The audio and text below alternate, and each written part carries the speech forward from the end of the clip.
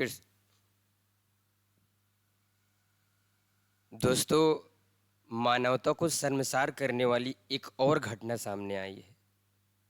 ये बड़े ही चिंता का विषय है कि आज भारत में वो दौर चल रहा है जहां देश के भाग्य का निर्माता जो शिक्षक होता है, वो देश के भाग्य का निर्माता होता है, आज वही सुरक्षित नहीं है और ना तो युवा सुरक्षित है। दोस्तों, कुछ ही समय पहले जो है एसएससी का एग्ज़ाम हुआ और उसमें एक तो पहली गलती ये हुई कि सेंटर बच्चों का जो है 300-400 किलोमीटर 500 किलोमीटर दूर भेजा जा रहा है।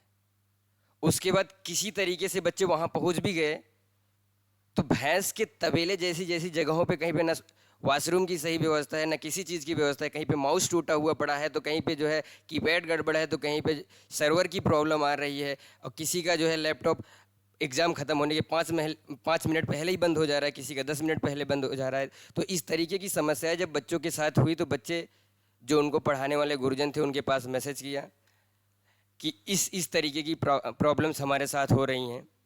तो उसके बाद गुरुजन से क्या किए, बच्चों की समस्या को लेकर पूछने के लिए पहुँचे, दिल्ली में पहुँचे। तो वहाँ पे जो इतनी शर्मसार करने वाली घटना आई, वहाँ पे टीचर्स को जो है, जो देश के भविष्य के निर्माता होते हैं, टीचर्स को दौड़ा दौड़ा के लाठियों से मारा गया। उनको बस में भर कर जो है पूरे दिन घुमाते रहे। उसके बाद उनको जेल में बंद कर दिया गया था। ना उनके खाने की व्यवस्था थी, ना पीने की व्यवस्था थी, ना तो पंखे की व्यवस्था थी, ना टॉयलेट की व्यवस्था थी। यहाँ पे ऐसे ऐसे टीचर्स को ऐसी ऐसी यातनाएँ दी गई। हमारे अभिनय शर्मा सर, जिनको मैं भगवान मानता हूँ, मैथ की दुनिया में शायद उनसे बड़ा कोई टीचर नहीं होगा। आदित्य रंजन सर, इनको लाठियों से मारा गया है। आदित्य रंजन सर तो बिल्कुल बेहोश ही हो गए थे और नवीन सर का हाथ टूट गया है। तो मतलब आखिर आप सोचिए, क्या इससे भी गिरे दिन आ सकते हैं?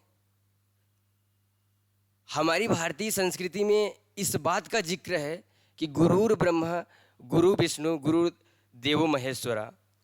आप बताइए, क्या इससे निंदनीय, इससे घटिया, इससे घिनौनी हरकत और भी कुछ हो सकती है भारतीय संस्कृति को शर्मसार करने वाली?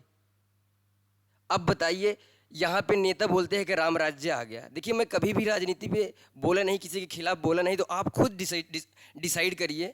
एक ऐसे देश को जहाँ पे सड़कों पे किसानों को दौड़ा दौड़ा के लाठियों से मारा जा रहा है, उस देश को राम राज्य कहना, क्या भगवान श्री राम के लिए इससे गंदी कोई गाली हो सकती है? क्या ये उनके नाम की तौहीन नहीं है?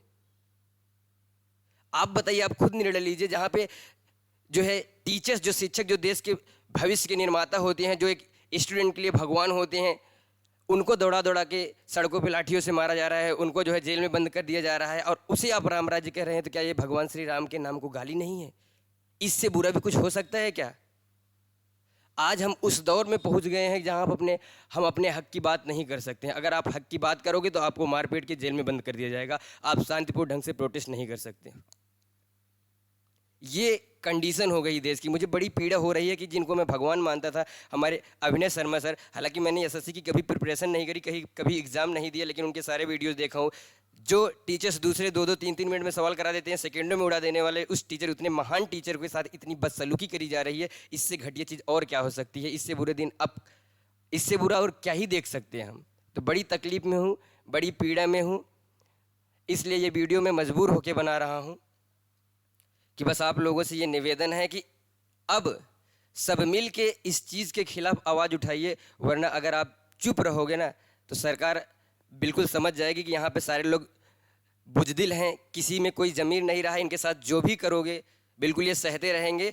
आज जो है आपको नौकरी नहीं दे रहे हैं, आप जो है नौकरी के लिए आवाज़ उठा रहे हैं तो आपको लाठियों से मार रहे हैं। कल हो सकता है आपको संपत्ति के अधिकार से वंचित कर दें, आपकी ज़मीन जायदाद भी कह दें सरकार की प्रॉपर्टी। आप काम करिए, खटिए, सरकार को पैसे दीजिए, बस खाने भर का आपको मिलेगा। ये हो सकता है, ऐसी चीज़ें होंगी, आप फिर से गुलाम बन जाओगे। और मुझे लग ही रहा है कि फिर से वही दौर आ रहा है जो एक अंग्रेज़ों के समय में था।